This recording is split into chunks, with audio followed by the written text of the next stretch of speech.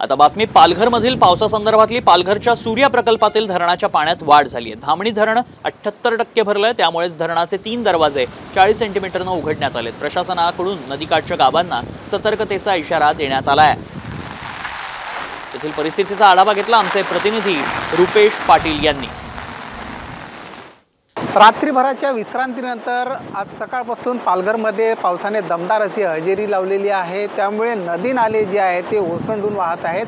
मी सध्या सूर्या नदीच्या किनाऱ्यावर आहे। आपण बघू शकतो की सूर्या नदी आहे, जिल्ह्यातली सगळ्यात मोठी नदी आहे आणि या नदीला मोठ्या प्रमाणात पूर जो आहे तो एकंदरीत आलेला आहे। गेले 5 ते 6 दिवसापासून पालघरमध्ये पावसाने तुफान अशी बॅटिंग केली होती। त्यामुळे नदी नाले ओढे असतील किंवा सकल भाग असेल त्या सकल भागांमध्ये पाणी आल्याचं आपल्याला बघायला मिळत आहे।